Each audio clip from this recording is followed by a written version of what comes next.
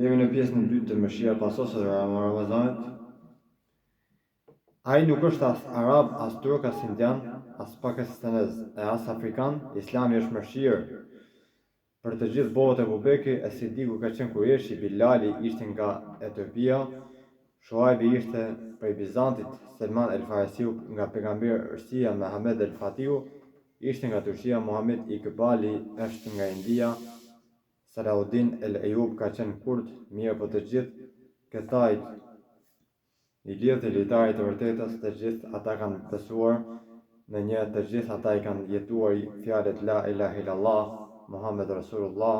Madhështia, vëllazëria dhe bashkimi muslimanëve posaçërisht manifestohet gjatë muajit Ramazanit të këtë muaj. Të gjithë muslimanët anë kënd botës agjërojnë në mënyrë të njëjtë, të gjithë kthehen në drejtim të Mekës, falin pas një imami. Allahu i lartësuar në Kur'an na porosit, falini namazin, jepni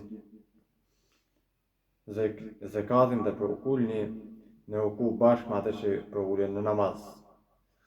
Allahu gjithëmëshirshëm të gjithë neve na thërret me fjalët falini rregullisht namazin, sidomos atë të mesmin, dhe qëndrojnë me devotshmëri për Allahut duke u lutur atij.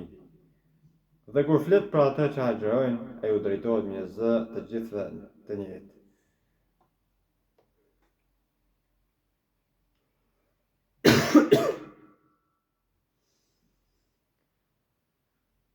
O besimtari, ju është urdhëruar agjërimi ashtu si u është urdhëruar atyre paraqysh, që të mund të ruheni nga të këqijat. Në të njëjtën mënyrë, Zoti i gjithë botëve i thërret muslimanët në kryen e obligimit të pestë Islam. Ai është vizita shtëpisë së tij dhe kryerja e haxhit. Koha xhellekut është një muaj e caktuar kur vendos ta kryejë haxhin.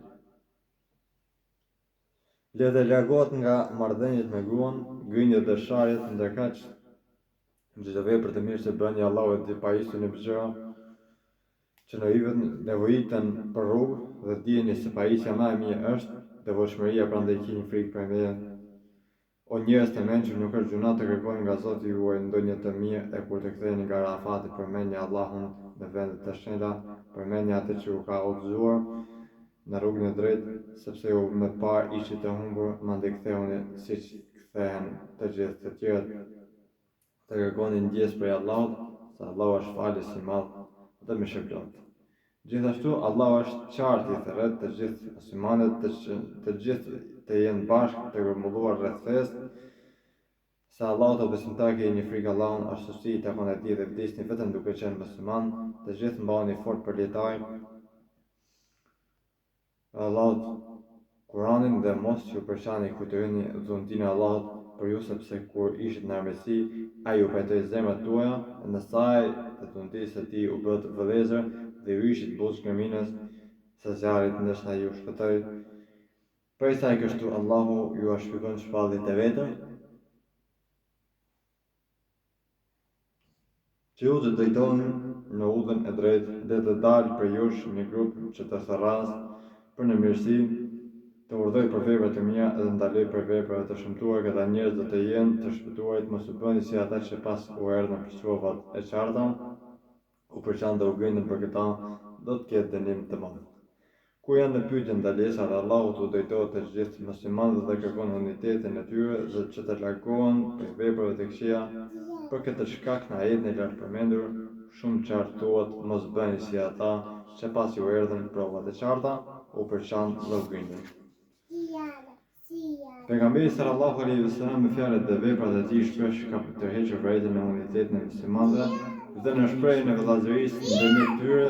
Me një rast ai ka thënë, Allahu më ka shpadur se duhet të jemi të butë ndërmjet veti, se nuk guxoni që të ofendoni as të lartësoni njëri mbi tjetrin. Me tej ai para sahabëve të bukur kishte thënë, pejgamberët për njëri tjetrin janë sikur se ndërtesa me që rast njëra pjesë të mban tjetrën, me këtë rast ai lidh gishtat. Po ashtu pejgamberi sallallahu alaihi wasallam ka thënë, muslimani është vllai i muslimanit, ai nuk bën padrejtësi, as se dorëzon në duar të armikut. Kush i ndihmon vëllait në fatkeqësi, Allah do t'i ndihmojë atij në fatkeqësi. Kush e largon një breng të muslimanit, Allah subhanahu wa taala për shkak të kësaj do t'i largoj brengën në ditën e gjykimit, ndërsa kush e fsheh një trup të muslimanit, Allahu subhanahu wa taala ta fsheh trupin e tij në ditën e gjykimit. Muttafaqun alej, transmetohet prej Ebu Hurajres radhiyallahu anhu se pejgamberi sallallahu alaihi wasallam kishte thënë: muslimani është vëllai muslimanit, nuk e marson, nuk e gënjen e as që e lën e bardh, secili musliman i ndalohet në deri pasurisë dhe gjoku i muslimanit tjetër devotshmëri është këtu dhe tregojnë në gjokë, ndërsa njeriu i mjafton e keqja. Nëse urren vëllain musliman, bën nga për vëllain musliman shprehet edhe me kujdesin ndaj tij, të interesohet për të, për shëndetin dhe për jetën e tij, vizitat në emër të Allahut në mes muslimanëve duhet të posaçërisht të vinë në shprehje pikërisht në Ramazan. Vetëm në këtë mënyrë mund të plotësojmë obligimet ndaj vëllait tonë, të ndihmojmë atij në fatkeqësi, ta vizitojmë kur është i sëmur, ta ngushëllojmë në sprova, begatitë e takimit me vëllain musliman janë të mëdha, secili selam dhe secili buzëqeshje sjell faljen të mëkateve dhe konsiderohen sadaka. Secili është takim është rast për këshillimet e për t'i ofruar ndihmë, kurse si nuk duhet të harrojmë se secili musliman në tokë është vëllai ynë në Islam dhe se ne kemi obligimet ndaj tij sipas ajeteve të Kuranit të dispozivave të tij në mes të muslimanëve ekziston marrëveshje dhe betimet të cilat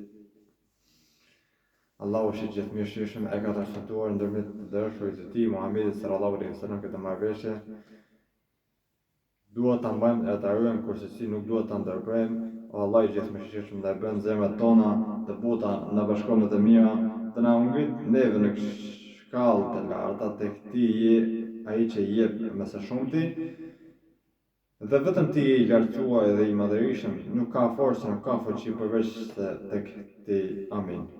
وإذا كنا فاستمعوا له وانصتوا لعلكم ترحمون والحمد لله رب العالمين. الفاتحة.